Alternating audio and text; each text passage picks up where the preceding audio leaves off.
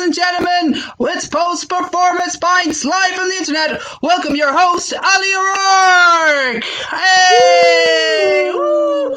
My name's Allie O'Rourke. I'm not wearing any pants. And welcome my wonderful co-host, Pedro Guerra. Hello. Hello, Hey. and Hello. while we're here, I already messed up the show. Okay, we have one person watching. Hi, and guys, comment away in the link. Oh, he's hiding behind his hash. Okay. So we do have the insanely affable Stephen Mullan. Woo! Hey guys, how you doing? Good to be here. Yeah, Stephen is a comedian, an actor, an improviser, a father, and the guy from the milk ads. The guy from the milk ads. I think that's what I know him from. I'm waiting for year 2 of that to come into my bank account soon, because man, do we need it. You know what? Rent's gotta get paid. After watching those ads, I've stopped drinking milk. So I mean, you know, that is great. There you go. That's the effect. I mean, don't tell them this, because look, I got paid already, but I don't even drink milk. Okay. In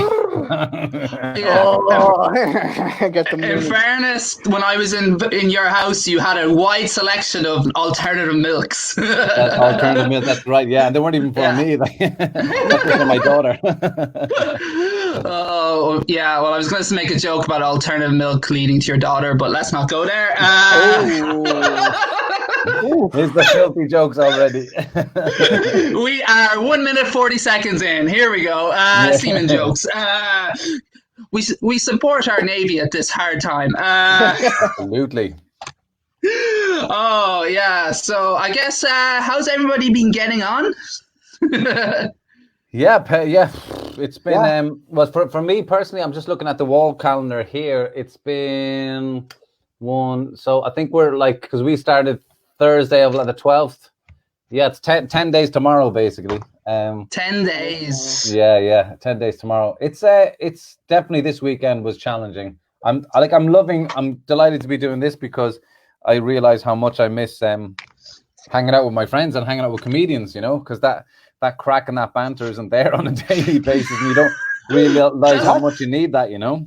I imagine so. I mean, like, that's the thing that I've actually been missing a lot, is not only doing the gigs, but then like before the gigs, after the gigs, just having the chats and all that stuff, all the banter. It's gone. Totally, man. Yeah. It was really important. Yeah. The classic case of comedy friends, like. I know, it's just the hangout on the stairs before the gig, after the gig. Like even the football, when we get to do that, Pedro, it's like it's not even about the football. It's just about being together. You know, it's great. It's definitely not about the football. I wouldn't know. It's pretty bad. Yeah. It's pretty bad. I wouldn't know about the football. Okay. Not saying anything. Never got the invite. Just saying.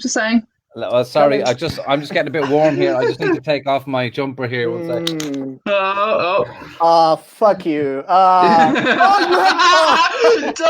down. This is the worst day ever.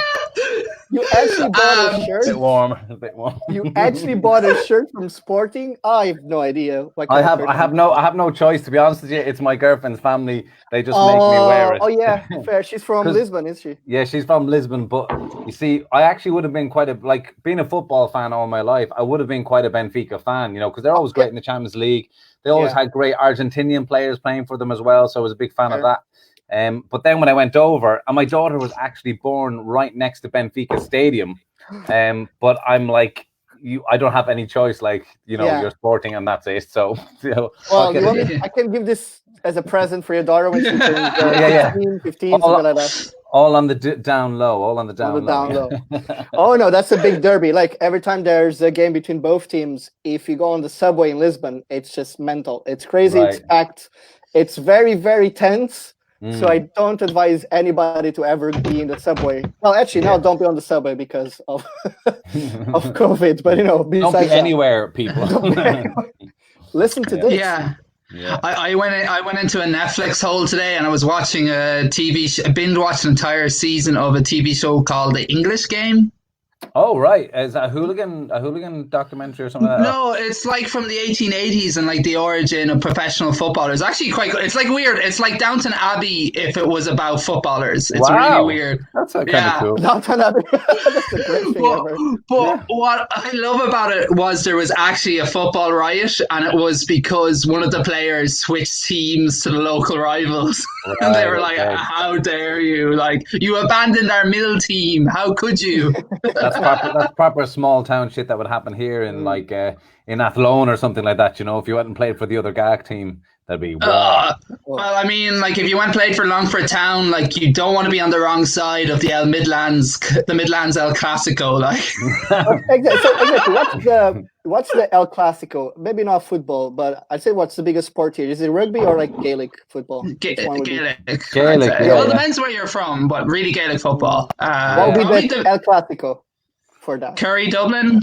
Yeah, Kerry and Dublin in Gaelic football, and then in hurling it'd be tough, but it could be like Tipperary, Kilkenny, or Cork. Back in the day, it might have been Cork and Kilkenny. Yeah. To be honest, it's so crazy because I've actually already seen live a couple of like hurling shows. Hurling shows. shows. Like a cabaret thing. Woo!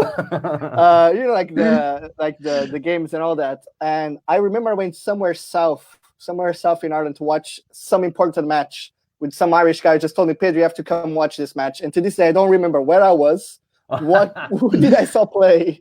I was just drunk throughout all the time. I was just going to say, you must have been hammered for the whole thing. It was lovely. I loved it. I don't know where I was, but it was beautiful. The GAA is a great one because you will never get any of that hooliganism at a GAA. You'll get like the same amount of passion, if not more. But like there will never be a fight. There'll never be a row. Yeah. Like it's cool. Everybody was everybody was hugging each other and just having a game. I don't remember who won, but somebody won, obviously. Do you even remember the colors of the teams? We can guess. Like one was I think is that Tip. I think it was blue and yellow. Is that Tipperary? Yeah, so that'd be Tipperary or Clare. Yeah, was it hurling? It was with the sticks. Then it was Tipperary. Tipperary. Yeah, I don't remember the other color. Right. I don't remember. So was the game in Thurles in Tipperary, or you don't remember? It could have been in Tipperary. I'm not joking. I was drunk before I was in the train. I just have this vision of Pedro being kidnapped by his friends and like dragged on this magical train journey to see him. You won't enjoy this match, will you? You will. Yeah, and he's in the terrace going, "Come on, Benfica." Well. Maybe I was just in. Maybe I was just like in Phoenix Park. I have no idea. You weren't. There was no train. It was the Lewis. It was right in the beginning. It was right when I arrived in Ireland. So to be fair, I had no idea where I was. How long are you in Ireland now? I've been in Ireland for 3 years and a half, actually. So it's going to be 4 years in September. It's been long. Cool. You guys are lovely. You guys are very lovely. We've adopted him, and we can't get rid of him. Yes, especially now. There's no moving now. Now that you've gone YouTube famous. All those 200 views are gonna, get the ka-ching. For those non-Irish viewers among you, there are a few. Also, viewers, drop a comment in the section. We can see them. We'll pop up and chat with you as they come. Feel like we should probably explain what hurling is to them. Oh yeah, probably, yeah. It to me. You do it, Pedro. Yeah. I can always do my version of it, and you can go after. It's I always just say like it's described as the sports for the gods, but really is just culchies beating the shit out of each other with sticks. Yeah. Actually, that's how I would describe it. So Pedro's version of what hurling is. Yeah. I mean, like there's a fly in the field, and they're trying to hit her with a stick, and somebody's throwing it at each other. That's what. It does look a bit like that. I remember like some time ago, like people were just practicing, they're throwing the ball at each other, and I was amazed how you actually hit the ball and then pass it so easily to the other person, and it's all in the wrists. It's all in the wrists. It's all in the wrists. I got very lucky to I played when I started very late. I started at 14 when I lived in Cork, and then we moved to Dublin, and I ended up playing for the Dublin minor team, which is county level, which is kind of a bit of a deal, like. Okay. Fucking hell. I wasn't very. To be honest, I wasn't very good. I was just good at. I played full back, and nobody could get past me. That was it. And I could catch the ball, and when I did hit it well, it was great. But most of the time, I'd run out from the back and just kick it like a mile up the pitch. Actually, question about hurling. So can you, like, is there like physical contact? Can you like? Oh punch, yeah, not punch. Oh we no, know you what I can't mean, punch. tackle. No, you can shoulder. You You shoulder can rugby as hard as you tackle. want. Yeah, you can't rugby tackle, but you can shoulder, and that happens quite a lot and quite ferociously. And basically, for those who aren't listening, it's an Irish sport that's played with a stick, and when you run with the ball, you have to balance the ball onto the stick, and you run like that. You can only catch it to yourself twice, and then you have to let go of it. You can't throw it. You can hand pass it, so you kind of throw it up a little bit, and then boom, or else you hit it, and you can't kick it as well. And you can't pick it up off the ground. You have to pick it up with the stick as well. And it's the fastest field sport in the world, so it's just like it's super intense. Yeah, no, it is great. When you get a great game of hurling, it's like amazing. It is amazing. Yeah, so like you're pretty good at the whole sports thing, aren't you? How did you end up in comedy? It's not that great in the whole sports. Yeah, exactly, because I wasn't that good. Like when I was growing up, sports was all that I wanted to do. To be honest with you, I wasn't particularly good in school, but I was, and I wasn't good at football starting out. I really had to work hard at that, and then I got okay at it. Got into hurling and Gaelic football, and then so like I said, I went to St. Declan's in Cabra, and like Bernard Brogan, who went to play for Dublin, and Mick Carton, who went to play for Dublin. They were all like, we were all on the same team, so that was cool to be like surrounded with that bunch of people. And then, but I was playing soccer, for just to differentiate between that and Gaelic football, and I worked hard at that as well. And then when I finished school, I couldn't keep all those sports going, so I just stuck with soccer, and I played League of Ireland, so I managed to play for Bohemians for a little bit and stuff like that. And then I got. Go on. I was questioning because you were playing for Bohemians, so were you officially like in Football Manager or something like that? Could I play with you in Football Manager? No, I don't think I played for them under 21, so I didn't play senior. So close. Yeah, there is a Stephen Mullan with my spelling of the name who plays for Sligo Rovers, so you can just pretend that that's me. Is that what you do when you're alone, Stephen? But I got when I was how old is it, 19 or 20, I tore my cruciate ligament, and kind of after that that was pretty painful, and I did get back after that, but it was like I had to relearn how to run and stuff like that. And then how long did it take you from the injury to getting to the point of being able to run? Yeah. Well, that was the difficult thing, because my first season in League of Ireland, I was 19, and I played with the Guards. Believe it or not, the Guards had a team in the League of Ireland. I played a full season with them, and the second season, because in the League of Ireland, it's summer soccer, so you play during the months of May and November, I think. So the opposite to the English stuff. And so I got injured playing the regular season for Leinster Senior League team. Signed for Bohemians. Well, I got injured, tried to get back, signed for Bohemians, but I just couldn't get into the team because I genuinely couldn't run properly. And so it kind of, but before I was back playing again, the first team again, about 7 or 8 months, I didn't have any surgery because I did the posterior cruciate ligament, so I just had to rehabilitate the knee and do loads of exercises and all that stuff. But to this day, I can show you the next time. It still loosens up. It still loosens out my knee. Oh shit! So when you play now, like, do you still feel it? Like when you play? No, I don't. But like the other day, I did kettlebells at home the other day, for example, and then later on, when I walked to the shop and my whole knee was just going click, click, click. So it's just a bit loose. Okay, it's just a bit loose. Yeah. I'm not gonna make the obvious pun joke where it'll be like, so that's how you start to do stand-up comedy? Hey, and I did. No, but honestly, I mean, like, we do want to chat a little bit about comedy, but the whole idea is like, how did it? So you're doing sports, right? So comedy is not in your mindset at the time. Like, I mean, you probably like comedy, but no, I wouldn't have like I would have liked comedy. Yeah, I definitely. Yeah. I remember one football team I was on, and we went to see Tommy Tiernan in Vicar Street a couple of times. Yeah. But I wasn't looking at that going, I wanted to do that or anything like that. How did I basically ended up in the I like to say the arts, because my trajectory has been, I was in a band. I was singer in a band and wrote for the band as well. Oh shit! I didn't know this. Yeah, okay. Yeah. I did that first, and then it went to acting, and then from there into comedy. So that's a lot of things to dive. Yeah. I want to know more about the band. I mean, we talk about comedy. And I'm a bit older than you guys as well, so I suppose there's a bit more more years. But yeah. So I didn't do anything artistically until I was 21. And then was that because you stopped playing football? Sorry, playing sports and all that, and then there was the bands, the how do you say, me starting in music and me finishing playing football competitively kind of happened at the same time.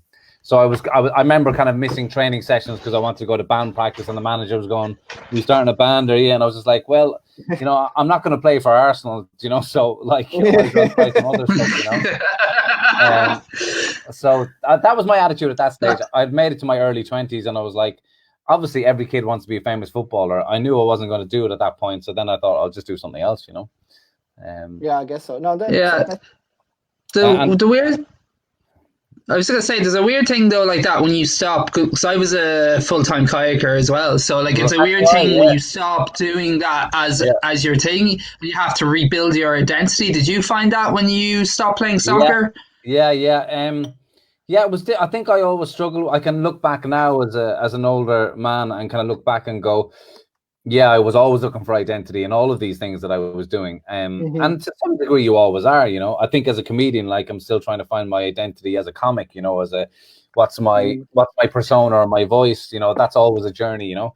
But yeah, when I finished the soccer, I remember one of the things I did was like I grew my hair out really long, and that was a big. I remember the soccer lads meeting up with me going, "What the fuck is wrong with Steve?" I was like, "Is he a drug addict now or what?" You know what I mean? You changed, man. But that was like within that group, that was the thing, you know. It was just like, who has long hair? Do you know what I mean? But the band was great, and the band only happened because I have a cousin who was an amazing guitarist, and he went on to study music in Trinity, and now he he works for this huge company that tours orchestras and all that kind of stuff. Trinity Orchestra had this amazing orchestra for years that would even gig at Electric Picnic and shit like that, and he used to write all the orchestral stuff for them, and he played lead guitar. Like Hosier was part of it at one stage and all that kind of stuff. So he lived close to me, and I used to always fuck around on the guitar, and I kind of wrote these songs, and kind of we just started playing around with them and just recording them on the 2-track. And then my brother played drums, and we had another cousin who were like, "Come on, you play bass." That's how everyone ends up a bassist. That's how I ended up a bassist. It's like, oh yeah, what's left? Allie, learn the bass. Oh, okay. That's what happens. And I think we did, like, I remember when our first band practice, like, I didn't even have an electric guitar, and I didn't know how to plug it in or any of that, blah, blah, blah.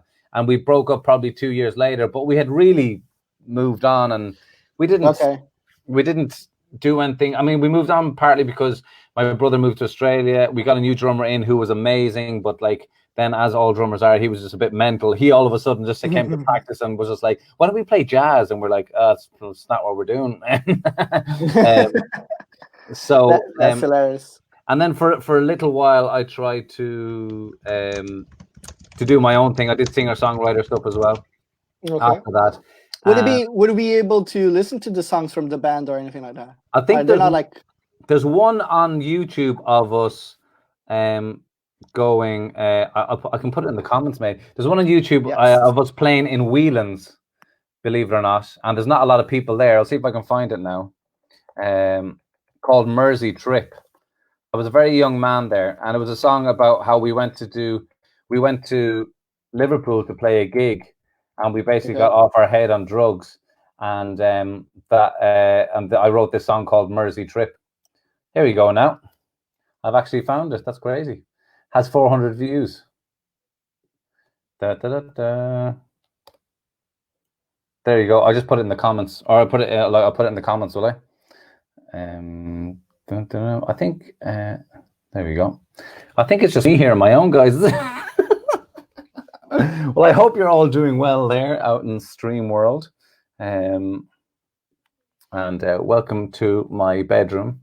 I think Allie we lost Pedro as well, didn't we? I was there on my own going, hello to my... Oh no, the two of us dropped at the same time. I don't know why. Oh, I was there. I don't know what's going on. Welcome to my Hi, bedroom. people. You know what? You start talking about your band from the 2000s, and we're like, you know what? Fuck this. I'm not going again. Podcast.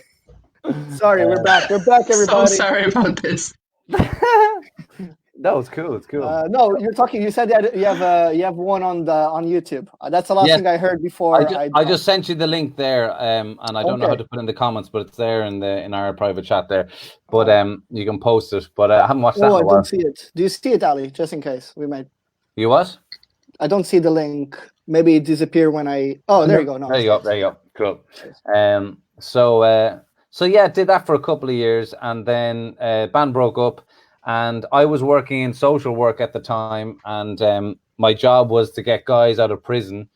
And I would have a caseload of people, and you had to kind of give them direction as to go to further education or to get them into work, or blah, blah, blah. But I was kind of going, fuck this. I want to do, like I was sending them off into these cool training things and all that. I was like, I want to do something.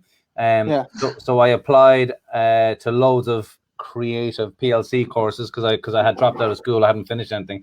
And I ended up on a course that was theatre and TV production. So it wasn't even acting. But I was on that a week, and I was good at the acting part of it. And basically, long story short from that, I got picked up from that to do a play with Druid Theatre Company, who are a big theatre company in Ireland. So we went on a tour of Ireland for 6 months. I got an agent and blah, blah. So that's how acting started. And it was kind of the end of music as well, because nothing ever came of the music, and the acting started happening. Yeah. So... Oh, cool. Because your journey is like, you start with sports, you're interested in that kind of starts. Maybe it's not going to go somewhere. Let's go with music, and then in a different way it happens. Like, booyah, let's go to this way. And when I started, sorry, go ahead. Sorry. Sorry. Just interrupt the host. I got a chat. Sorry. My internet's working. I have to say something. I got a chat. Looking. How did you transition into comedy then? What was the spark that led you to the funniness rather than the dramatic? Well, there was no spark that. How'd you put it? I had done acting for a couple of years, and I had worked professionally quite a bit. I've been in a few films, a few TV shows and stuff, and I decided to move to London to kind of pursue acting. And I had just signed with a new agency here, and they were like, "Don't go to London. You just sign with us. We need to kind of get things moving here." And I said, "See ya," and went. And sure enough, they were right, because it's very hard unless you're well connected in London. It's very hard. I did meet some casting directors that I already knew. They already knew who I was, and nothing really happened. And I had a few projects in Ireland that were going to happen, as I subsequently learned out years later that there's a lot of bullshit talk in the industry. But about 5 different things that I was involved in, that I was going to be a lead role in this play or a lead role in this film. None of it happened. It was all very embarrassing, to be honest with you. And that really discouraged me, and I was like, "Oh, fuck this acting shit," It was like that. And I got... So you decided to do something that was really encouraging, like stand up, where you never get setbacks or failure. No, I didn't. I actually didn't. I was involved with a really amazing restaurant at the time, and I just got involved, completely stuck into that. Chefing, and I was a barista, and I was chefing as well, and I was waiting tables, and I was getting into the wine game and all that kind of stuff, and I was just completely immersed in that. And I don't know what my mother had her 60th birthday back in Dublin. I flew back for that, and my dad asked if I wanted to say a few words at it, and I said, yeah, why not? And I wrote this funny hypothetical letter to my mom, asking her for permission to say certain stories, which obviously I read all these stories out about her being naked and running out of the shower naked to give out to us when we were kids and all this stuff. And I just remember, there's about 100 people there. I remember people crying, laughing. I remember my uncle wiping tears out of his eyes and stuff like that. And I remember going, oh, this is a good feeling. And that was the moment that I was like, okay. Yeah, exactly. That was the moment I was like, oh. So then I went back to London and started doing open mic over there, and died on my arse for months. But the open mic scene in London, I don't know if anyone else has done it, anyone else who's shouting it, it's pretty brutal. No, I never actually. I haven't gigged in London. I haven't tried even to do like that 1-2 gigs. Like sometimes people go and do a couple of gigs, just because. Just never thought about it. But yeah, I've heard a lot of stories about the open mic in London. Like whoever manages to do it for years, then you're a very good comic. But even then, sometimes it's hard to. It's hard. You kind of. I think it's a good thing to do to get out of it. Do you know what I mean? To kind of like get good and be good, that you can move on and get out of it, because I think there's people who are stuck in it for 4 or 5 years, and you do not want to be that person. Because it's just no, definitely. Because how does it work there? How does it work there? So like, because most of the time people who ever heard our podcast was very much based in Dublin, like how comedy scene is in Dublin. But how does the open mic works in London? It's very I think it kind of still is here, but it's very Facebook orientated, and it's very organized with regards. If you want to book a gig now, the earliest you'll get for any of them is probably going to be in 2-3 months' time. So you're very organized with your admin. So the idea is you just book a load of gigs, and then you go and see them. Lots of them are what's called bringer nights. So you have to bring a friend. Yeah, lots of them are like that, and that can be tough, because you can only bring because they're long nights, and then if you do bring a friend, they have to sit through 3 hours of bullshit to see you do 5 minutes. Is there like a thing, like if you bring people and then you're on, and then as soon as you're done, like your mates leave, do they like, oh, were those your mates who left after you were on? Is that like a thing? Some of them can be like that. They make sure everybody stays to the end, and like often you try to sneak away, because you'd be doing like if you're gigging 5 nights a week, you only get 25 minutes for the whole of the week. Do you know what I mean? It's like, and you can be commuting 2 hours a night as well. Like, and you have a day job. It's hard. It's tough work, man. It's Were you working in the? Was that? I was working in the restaurant. A restaurant. And doing that during the night. Yeah. So guys, I'm just gonna bring up. We're coming to about halfway through the show, so I'm gonna bring up our musical guest. Our musical guest tonight is an American singer-songwriter based in Dublin. She's gonna play us some songs from her debut EP, Intimacy Trap. I want you to welcome Rebecca Locke. Hi, Rebecca. Rebecca. I'm gonna play you 2 songs. Nice. This first one is called Don't Talk to Me. I'm sorry that I scared you when I lost my mind. I'd say I'm doing better, but I'm trying not to lie. I'll meet you in the bathroom where we kissed last week. I'll tell you all my sorrows, so we don't have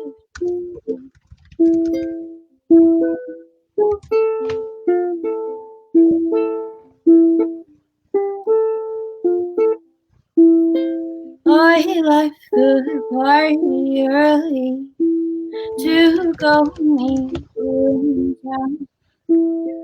But the city was empty and nowhere to be found. Your laughing goes off with me. Your eyes reflect the sun. You cause me so much misery. Think it's not fun. Won't you go to a session? I'm next week. We couldn't stay in the audience. Continue not to sleep.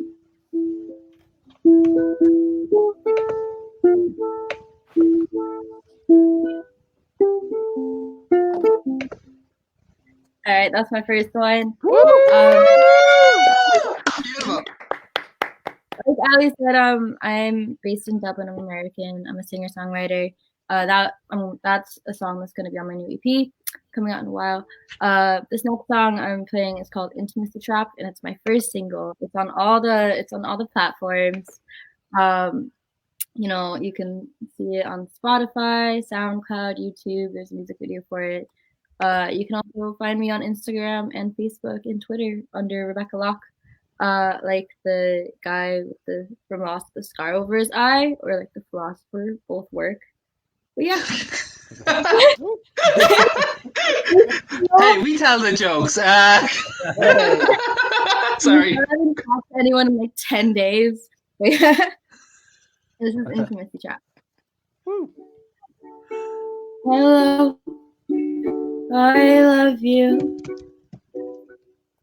No, it's too soon to lose myself in you. Goodbye, I'm so scared.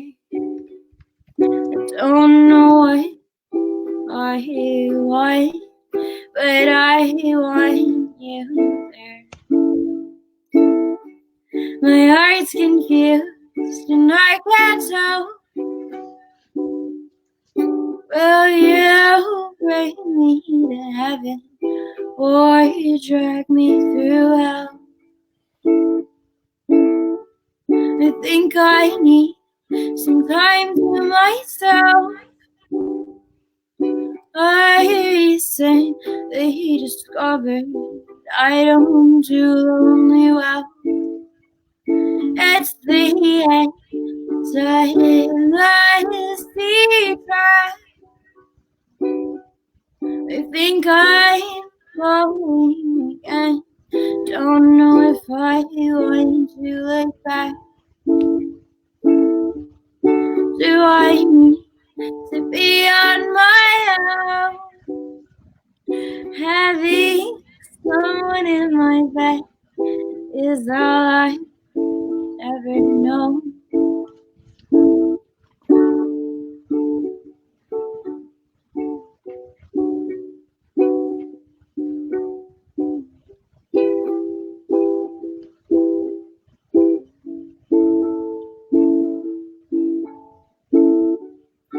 I don't want to hurt no one. Falling in love is just a bit I fight.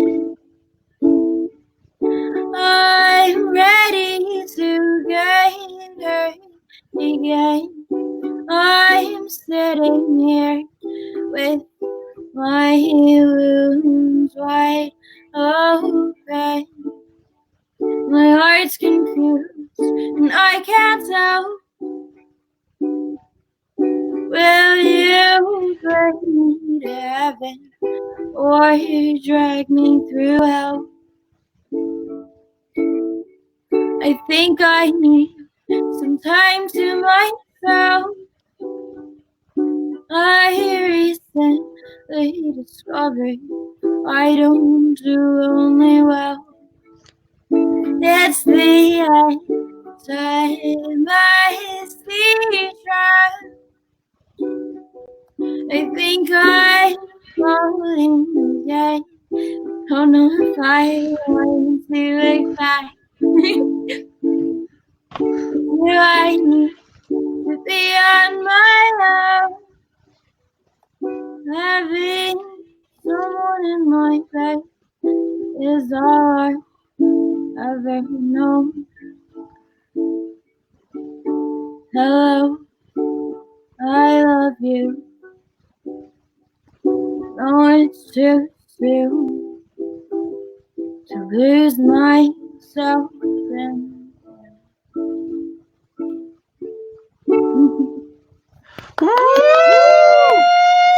That was amazing.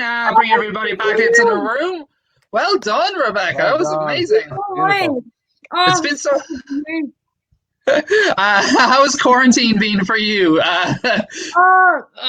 It's been all right. I've just been avoiding my college work a lot and, you know, laying around. I'm actually like cooking a lot more though. So nice. That's good. Self-improvement in this time of crisis. I I don't know. You couldn't really see it, but I could see the boys' cams when you're on screen. I could see them like slurping down the wine and the beer. Like they're like, "This is great." Yeah, I started laughing during like my last song because I can see the Facebook comments live and I can just see them talking. Yeah, I was putting them up and I was like, "Oh shit! I hope that doesn't put her off." But I thought it was funny, so. No, it was amazing. It was amazing. Well, thanks for joining us, Rebecca.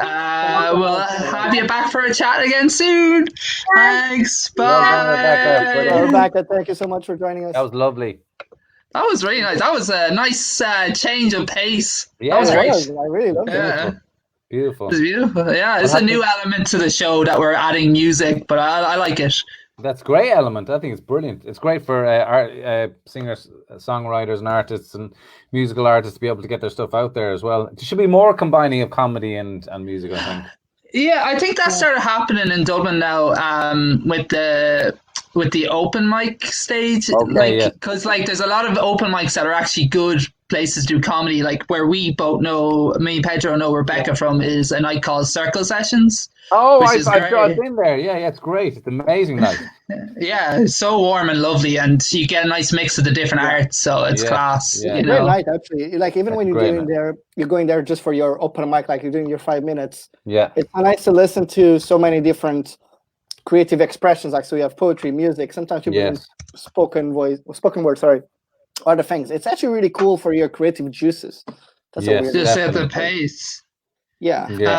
It's nice though, and I think it's good as I don't know where you stand on the whole is comedy an art or not thing, but like it's good as a creative person to be around different creative people. I just sidestep that political issue altogether. Creative persons, comedy isn't creative; it's just jokes, okay? Comedy is art, but what we do is art. Everybody, like what we all personally do is just the best. No, but did you know comedy can cure cancer? Can it cure COVID-19? That's what we want to know. Apparently our jokes on the internet can.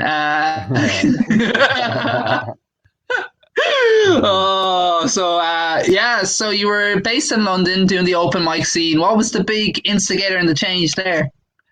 To do the open mic scene, well, just that, like I was saying, that time I read that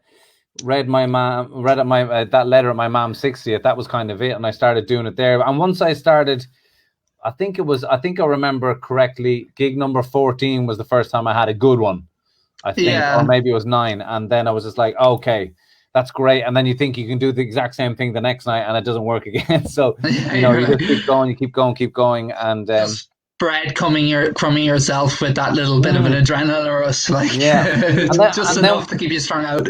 Yeah, and then when I look at acting as well, like I used to get cast in a lot of comedy stuff as well. So it was just like, there's some, there has to be something here, So why is it so? Like you did, so you did the speech, and then you're like, okay, let's go for the open mics. So you looked into the open mics online, something like that. And you started going for it. Yeah. How was it? How brutal was it when you from an environment where you have people who know you, maybe the person about the stories you're telling, and then going to it was like my first gig was like, I was horrific, and I thought I was going to do really good, and it was a bringer gig, but it was quite packed, so it was a good crowd there. And I remember I brought a friend of mine who was American, and she's so positive no matter what happens. And I went up there, and I just remember saying to myself before I went up, if they don't laugh at the first joke, just keep going. And she recorded it for me, and I think I got one laugh in 5 minutes. And it was when I made it, I was kind of talking to myself going, I kind of said something along the lines of like, I was waiting for the bus this morning, and then I said, like, kind of to myself, I said, if I had jumped in front of that bus, I wouldn't have to be here. That was the only laugh I got, because I was dying on my arse. And my abiding memory of that is that I couldn't believe how much I sweated. I was like dripping, absolutely dripping. And I sat back down next to her, and she's like, well done, that was awesome. And I was like, I said that was amazing, but I didn't mean with regards I was great. I was like, that was amazing how bad I was. And I had sweated through a jumper, and she said that was amazing. She patted me on the back, and I was like, that's why I brought you here, because I knew no matter how bad it goes, you're gonna go. That was amazing. Yeah.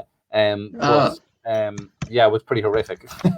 Like, I mean, I actually have a question. Like, how was it? When was it when it started to hit it off? You're like, you know what? I'm making these people laugh, these open mic audience people. Like I said, about 14 gigs in, but I really had to. I didn't know how to write a joke, and sometimes I still think I don't know how to write a joke. You know, a joke. Yeah.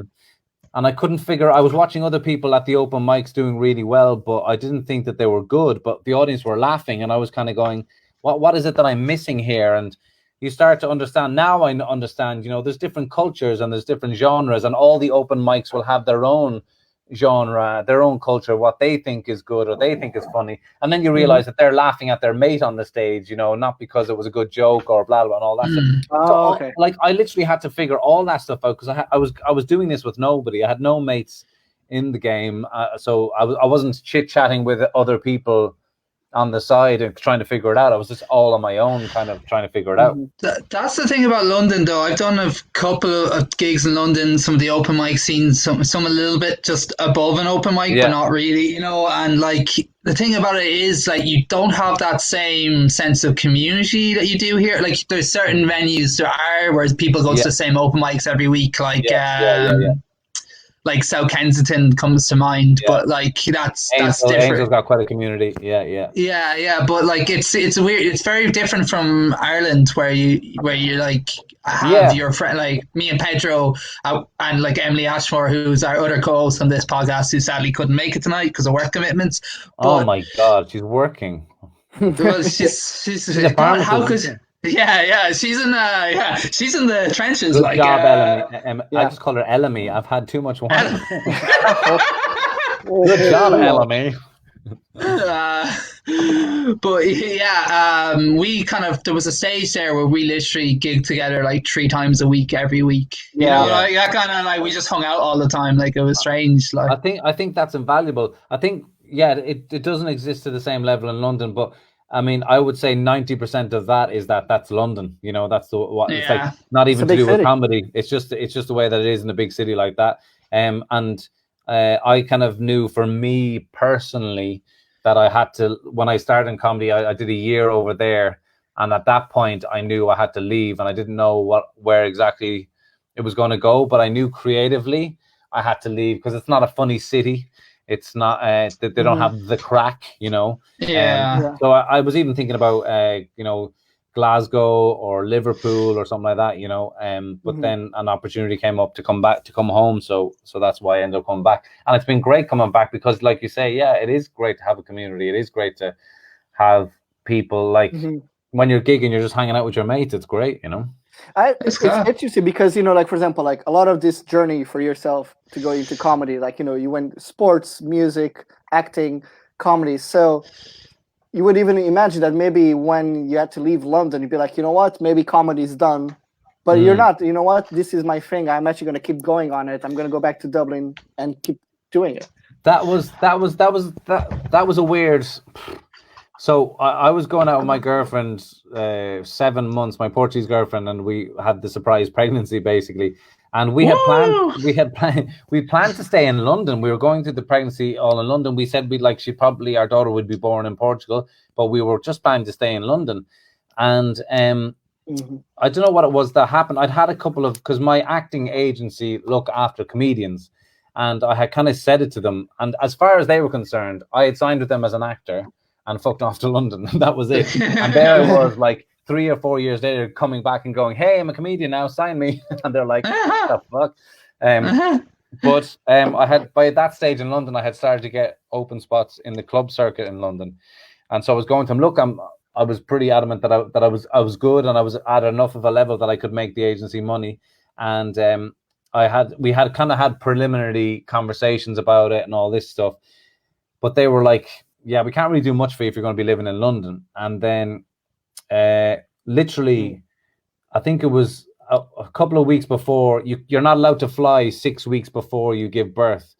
So we were still staying in London, and the plan was go to Portugal, come back to London. I called up my agency one day and said, look, if we move back to Ireland, would you rep me for the comedy? And they said, I said, look, I'll move my family back and everything. And they said that they would. And so I said to my girlfriend, okay, so we have the child, then we come back to London, we'll pack our stuff, and then we'll move back to Ireland. And she was like, well, why are we even coming back to London at all? Let's just go from London to Portugal and then go to Ireland. So I was like, oh shit, okay. So all of a sudden I had 1 month left in London before I had to go to Portugal, and never came back. And then when then we moved to Ireland when my daughter was 2 months old and started from scratch.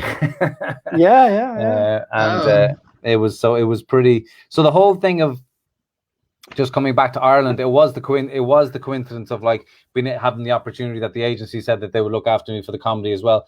But that it wasn't easy. It was just, I was still starting as a nobody. Nobody was giving me gigs. I had to start from scratch and kind of build my way up. And thankfully, like, I've been really happy with. I'm back in Ireland now.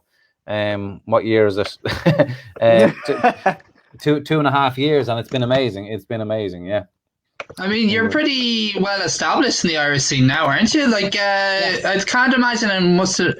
Like, how long are you doing? You're 2.5 years in Ireland, so you're probably just about a year and a bit further along the Irish scene than me and Pedro were, if you know what I mean. I'm 2.5 years in Ireland. Yeah, but you're doing comedy much longer. But I'm doing comedy 4 years last month. Yeah. How did you find the actual Irish scene itself in terms of standard and everything when you moved over, like, and culture and how it works? It's funny because I had to go back and gig in London recently, and I was like, oh fuck, I didn't have an amazing gig in one of them, and I realized, oh fuck, all the stuff that I would do in Ireland, I forgot that doesn't roll in London, kind of a thing. So the one main thing that I noticed about coming back, which I loved about Ireland, was that every comedian can talk to the crowd naturally. Yeah. And in London, most comedians can't talk to an audience, and it's crazy. Really? Yeah. Well, I mean, in the middle of on their bits?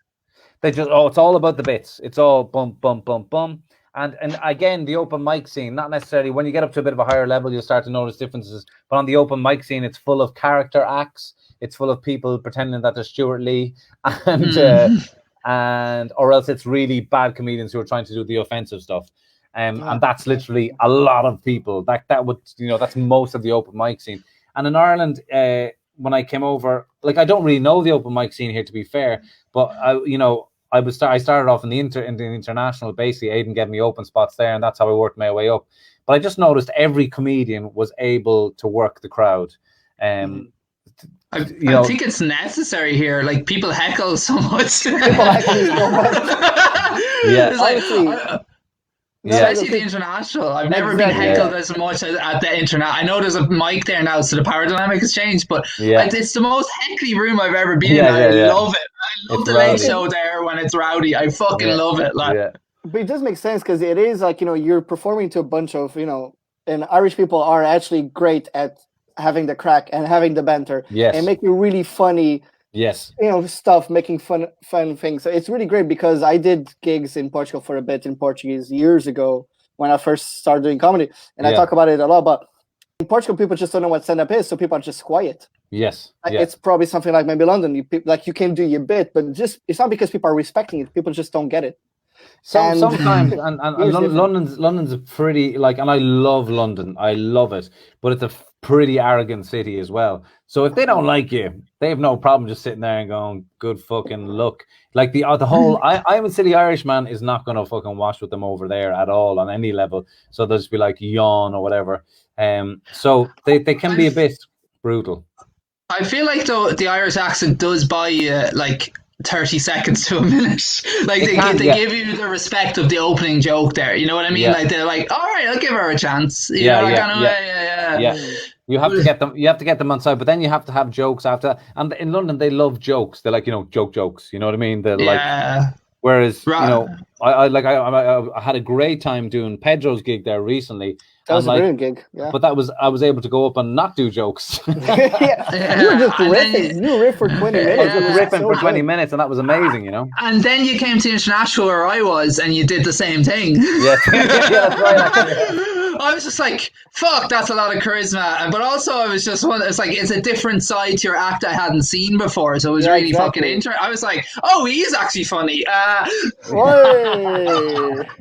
Yeah, well, it's like, but that's what I was saying earlier on about it being a journey. Like, that was 40 minutes of stage time that I had that night, and none of it can be 95% of it can't be replicated again, because it was only of the moment of what happened. Like, especially Pedro's gig was just like mayhem. So people were just so into it, like anything. It was crazy. I was looking at it. It was 20 minutes where people are just constantly laughing, and the crowd was getting crazy and crazy. To be fair, it was a great gig altogether, going all the way up to your parts. But that was loads of fun. I love that gig. Yeah. But I think there's people, I don't know if it's a reaction to like Instagram and Facebook and everything, but people do like in the moment stuff. They seem to react a lot more to, like, because your standard joke doesn't have to be as high, but it's real, and they like that. You know what I mean? Yeah.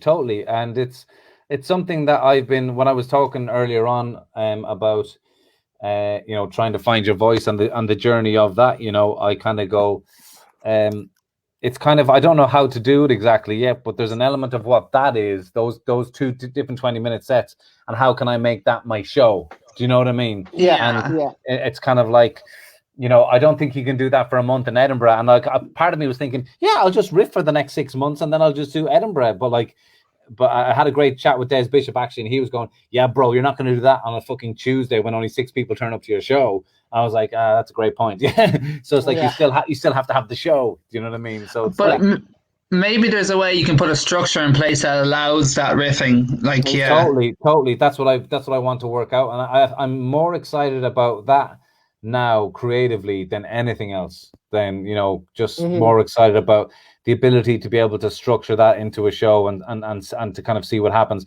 I went to see Jason Byrne. I've seen him a couple of times, but I saw him recently in Vicar Street, and like, he did 15 minutes on at the top about Sinn Féin had just literally done really well in the election, so it literally had happened the previous couple of days. So there's no way he could have written this, and he went off on a riff about, you know, Sinn Féin voters, and he was like, I know my crowd, you're all Sinn Féin voters in here, but none of you looked at the manifesto and said, there's a 4 billion gap there. Where are they going to get the money for that 4 billion gap for the health service? I know. And then she has Mary Lou and the IRA turning up to the doll with 4 billion in cash.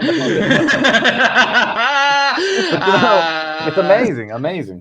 Yeah, I love that stuff though. Like, actually, that was because I've started experimenting a bit with that, and even around then, myself and Felix O'Connor, who co-hosts Token Straight with me, we were doing riffs together on stage, talking about stuff that happened since the last show, and it was just, it's like a whole new drug. Like, I feel like stand-up comedy is like starting off on ecstasy, and now we just discovered heroin. Like, it certainly feels the high is a next level. Because Simon asked me to MC then in Chaplains.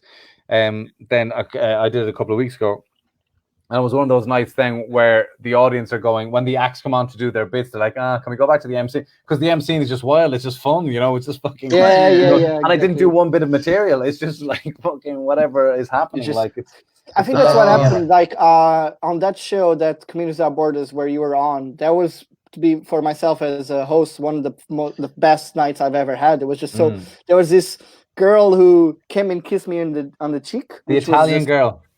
The Italian girl. That was weird. Have you got your test? You hooked up? No, I joke. I did it. No, I joke. Pedro's a gent. Oh, come on, dude. Don't do that. I joke. Sorry. No, but that looked like the weirdest episode of the Brady Bunch ever. It's like, that's good. Yeah. Night Pedro. No, but it was mental. It was such a weird night, just chatting with people, and people were just reacting really funny. I think when you crowd work and you host, I'm totally changing the subject. Did you kiss her? Did you go on a date? And we Did you go on had a to have date? a hot dog. Love the They had a cup. hot dog. Love the cup. Did you say what? No, I didn't do anything. Did you, as an older Limerick gentleman, once say to me, "Go away with her"? Did you go away with her? No, I'm a very professional man. I'm a very professional person. Your mom's watching this, is not. I actually think she is. Pedro's mommy, hello. I've always wanted to meet you. Please drop a comment in. One night. Actually, Pedro, send her the link and we'll get her on camera. Oh no, she would literally come to Ireland and kill us all. Okay. Kill us all. Fair. But yeah. So what about that Corona? Sorry, I'm just... Wait. I was gonna say, you've been opening for a lot of acts on tour, haven't you? Yeah. How are you finding that experience? Yeah, it's great. I did a lot last year. I did Des Bishop's Take the Points tour, and then I did a little bit of his new one, Mia Mama. Joanne McNally and Garrod Farley was the first person actually to have me open for him. So I'm always grateful to him for that. That was a great opportunity. It's great. It's another I suppose it's another genre of gig, you could say, because in a lot of ways you're kind of, with some of them, like if it's a really fucking shitty room, you're just there to take a bullet, and you kind of like they're not interested in who you are, what you have to say. I've done some for Neil Delamere up in Northern Ireland, and man, whoo, they can be tough. Oh, Northern Irish gigs are amazing, or they are absolutely brutal. Exactly. Like, I had both. I did a gig in Belfast, and I opened with I didn't open it, but I had a line in there that was like, at the time, I can't remember. Anyways, yeah. I was like, I have sympathy for the British Prime Minister, and just felt the room go cold. It was like, because like them, when it comes to the border, because like them, after 2 years in hormones, I too have issues with hardness. Well, I've never had butcher that joke there is about 6 months ago, but like, or a year ago actually, now I think, but like, I've never felt a room go cold so quick in my life. It was like, there were so many things they did not like there: girl dick, hard borders, and English people. So I was like, oh no. I had to open for Neil in Larne, which is the home of the UVF, the Ulster Volunteer Force. And man, 5 minutes of silence, like, if they did not like me. But it's real. But they're real. His crowds can be really BBC One because they watch him on the Blame Game. So it's a very certain, age mainstream of audience. Couch, Whereas Dez's gigs were all great. They were all amazing, and they were more, his crowd would be more into me kind of a thing as well. So that was always great. I found from that though, and then going into the clubs, I was a little spoiled then, because it's actually easy to kill in front of 1,000 people when they're up for it. It's like bang, bang, bang. It's quite good, but then coming back to the international or whatever like that, when you're not. What? My mom just commented, which is brilliant. Your mom's here, is she? My mom and my dad as well.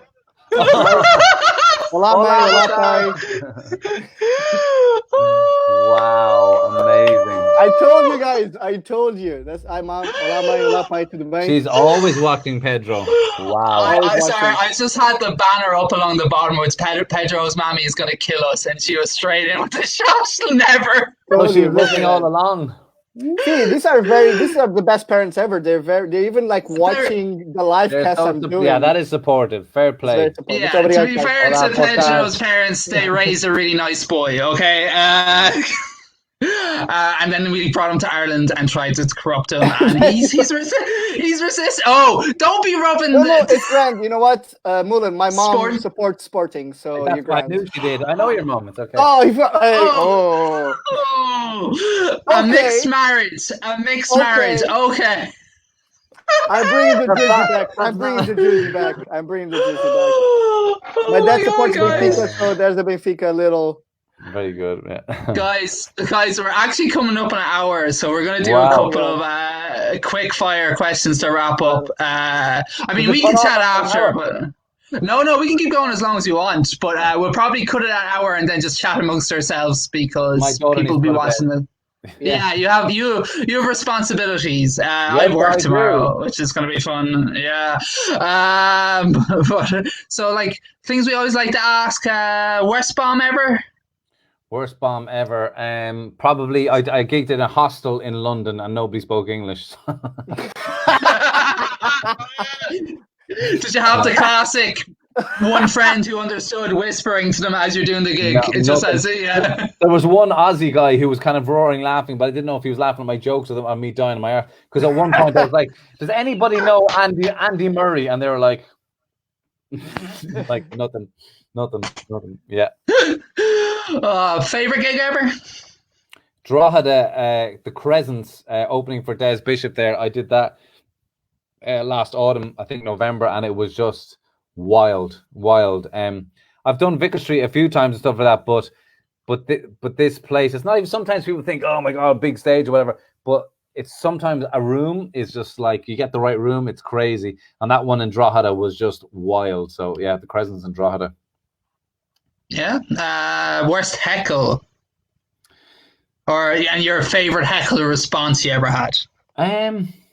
Oh God, I can't remember any. I think there's a friend of mine who's from London, but he moved to Cork, and every time I would gig in Cork, he'd go to my gigs just to heckle. But it was just it's so annoying. That is the best friend, worst friend ever. He'd always try. He'd always die in his arse with everything, and I would just rip him. But he did get me once, where in the middle of my show, son of a preacher man that has a really deep and meaningful bit about mental health and all that kind of stuff. And then I made a joke about something, and he's like, "Oh, you're telling jokes now, are you?" And everyone laughed or something like that. But that was it. I don't really remember anything much worse than that. But yeah, just him in general, I think is my worst. Pretty bad. Pretty bad. I love that one asshole friend that you love, but they're an asshole. And it's just, I think I love him either. I think he thinks we're friends. I don't like him. Seamus, if you're listening. Fuck you. Guys, Pedro, do you have any questions? What would you need to consider to take off that shirt and put a Benfica jersey? I mean, that's all I need to sleep well tonight. I mean, just buy me a brand new Benfica jersey with number 10 Steve on the back. Okay, so that's never gonna happen. Okay. I think we're gonna wrap it up there, guys. Before we go, we have a couple of things. Yeah, so thanks for joining us, everybody. If you enjoyed the show, there's a buy me a coffee link there. You can want to tip us, whatever. We'll split it amongst ourselves and Rebecca. But whatever, guys. Thanks for joining us. Tell a friend. And before we go, I think, guys, we need to say a special FU to Seamus. Yeah. On three. Yeah.